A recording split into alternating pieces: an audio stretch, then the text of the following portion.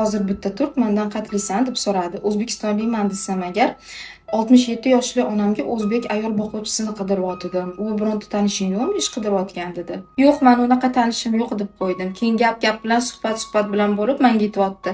Sizlarni ayollaringiz zo'r deyapti. Yoshi 80 ga, 90 ga qarab borsa ham, men biror marta eshitmaganman boquvchi qidirganini. O'zini o'zi eplab yuradi-ya dedi. Hatto 50 yoshga kirgan ayollaring bizning davlatimizga kelib, boshqa ayollarga boquvchilik qilib qarashadi, ishlashganini ham ko'rganman dedi. Men esa boshimni ko'tarib, kerilib, bizning o'zbek ayollarimiz shunaqa mehnatkash, baquvvat bo'lishadi deb maqtab qo'ydim. Lekin ich-ichimdan meni xafa qilgan bitta осознание o'tib ketdi. Bizning mentalitetimizda nimaga boquvchi olishmaydi? Chunki shunchaki o'g'lini uylantirib qo'yadi. Boquvchi olsanglar, unga har oy pul berishinglar kerak.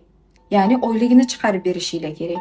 Senga pul beryapman-ku deb xohlagan muomalangizni qila olmaysiz.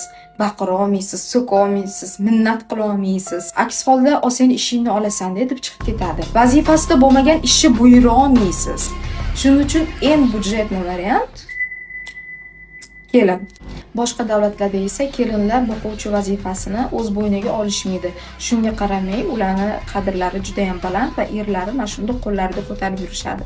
Bizning mentalitetimizda esa hammada emas, ayrim oilalarda erining xizmatini qilib, ota-onasini rozi qilsa ham bir tiyinlik qadri bo'lmaydi. Shuning uchun ba'zan o'ylanib qolaman, ohu va eshak haqidagi maqol rostmikan?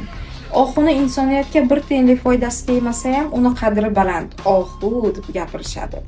Lekin eshak qancha xizmat qilsa ham, qancha mehnat qilsa ham bir tiyinlik hurmati ham yo'q, qadri ham yo'q.